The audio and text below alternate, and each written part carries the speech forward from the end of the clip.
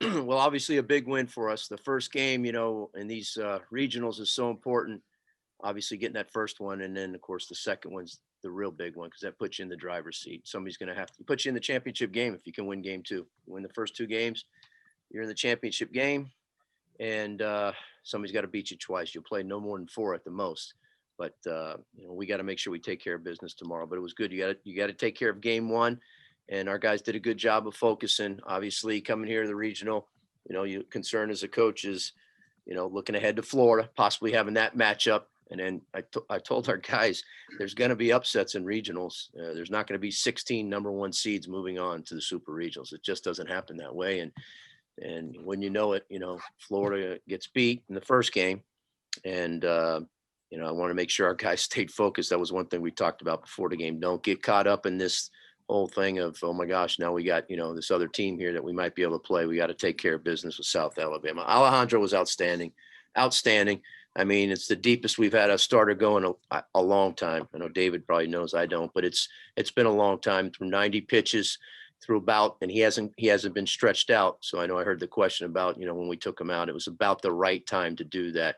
Fastball's his bread and butter, but he was probably as good as I've seen him throw his changeup in quite some time. He had guys out in front. He had 11 ground ball outs, and our offenses, we know it's scuffling a little bit. We got to find a way, I think Dell said, to win these games, even if they're low scoring and close, and just hold on until we can get this offense going. Because I told the guys, once our offense gets going, look out. And I'm hoping it happens sooner than later. All right, Gino, our first question for you comes from Josh White of WVUM. Josh, go ahead. Gino, you mentioned just Alejandro's performance. It's the first starter that you guys have had go 6+ innings in 16 games. Just the lift that provides, obviously not just in a game like this, but to also save your bullpen and kind of set it up for the regional. Yeah, it's huge. I mean, again, that's why it's also important to win these first two games, to win the second one now, because, you're not going to have to play a doubleheader. If you lose one of the first two games, of course, you get through it. You're going to have to play two. The bottom line is you could play a lot of games. You could play 4 games in a regional. You could play 5 games. You don't need to be eating up your bullpen. And we certainly have gone to our bullpen. We trust our bullpen, and we went to it tonight.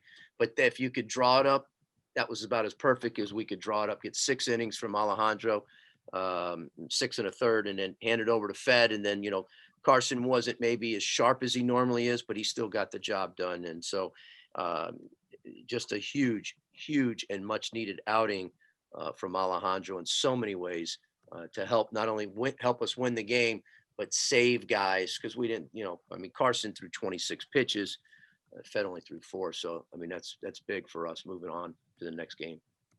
All right, Gino, we're going to go to Susan Miller-Degnan of the Miami Herald. Susan, go ahead.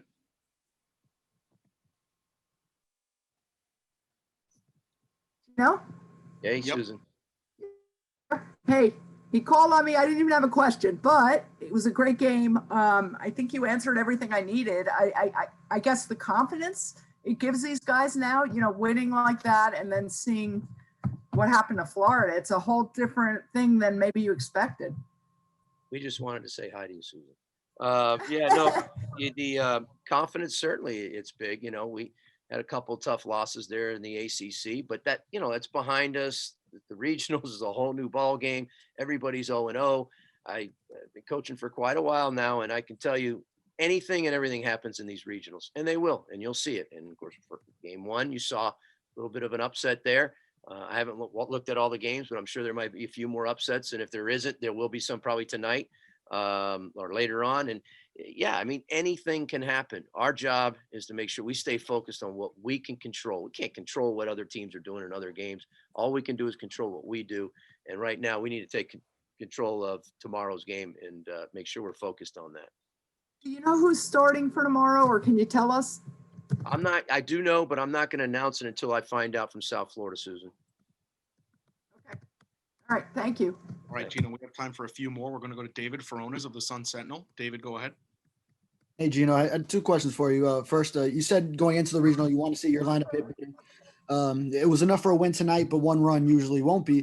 Is there something different you'd like to see in your hitters' approach?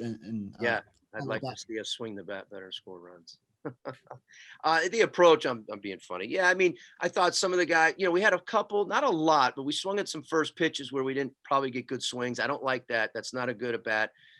Maybe coming off the ball a little. The guy who threw today was not a hard throwing guy, and our preparation for this get lefty, who's not hard throwing and throws a lot of change ups. He actually struck. Our guys did a good job laying off the change up. We walked 7 times. We only had 4 hits, but we walked 7 times. So that's a good job. Those are productive at bats and successful at bats. We just didn't do much when we got guys on base, but we did pull off the ball a little bit. He went more to his curveball, I think, there. And then they brought in another guy who didn't throw hard, and he had a good changeup. I guess our guys are having a trouble picking up the rotation of the ball. But it's just hitting is crazy. It's just a crazy thing. I know once this thing opens up, it could be like the floodgates. And I've been telling the players, I'm just waiting for it to happen. I just like to keep moving on as it does, because it can bite you in the butt. If we in it, we saw that happen, at the Duke game. That kind of happened to us. We were going along and pitching good and brought in Carson, but we weren't able to extend the little lead that we had. And then the other thing is we're just giving too much life to the other team. When we don't have good innings offensively, you can just feel it when they come off the field and go into their dugout. It's giving them life. And I don't know what the value is of that, but it's a lot. And their mentality. And again, thank God our pitchers were able to, hold them off. The other question I have for you was deciding on the 6-out save with Palmquist. Was that something you went into the regional figuring you could do freely, and maybe even could you continue to do it multiple times over a regional weekend, or did this game specifically dictate that decision? The game dictated it. I mean, if we had a bigger lead, you don't do that, and that's another reason why you need to score runs. And guys need to understand that. If we're up 5, 6, 7 runs, maybe even 4 runs, we're not going to him in the 8th inning. And we'll wait. Maybe we go to him in the 9th, which saves him more for another day. Maybe tomorrow we need him to go. He can go. He only threw 26 pitches, so he could probably go 2 innings again tomorrow. But he can't do that every day. And so, but that tomorrow's game is that big a game that we will go to him if we need to in that situation. All right, Gino, we're going to go to Walter Villa of D1 Baseball. Walter, go ahead. Hey, Coach, I want to know a couple of things about Kafis. What did you see on the hit by pitch, and how adamant was he to stay in the game? And did you have he had to need to change his pants because of the blood? Yeah, so he did. He just turned. The way I saw it, I'll have to watch it on video. It looked to me like he just turned enough. Thank goodness.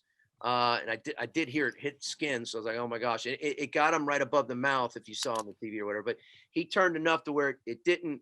We don't think there's no damage to his teeth or anything like that. He is probably going to have a couple stitches here that they're going to do tonight. But that's never. If you've ever played the game and you got a baseball coming up in your face, it's a scary thing.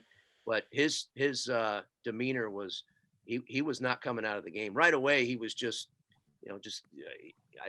he was fine. He was fine. We were just trying to. The only reason it took so long was we had to stop the bleeding. The umpires wanted us to put on a clean pair of pants, which we had to find because he had blood all over his pants.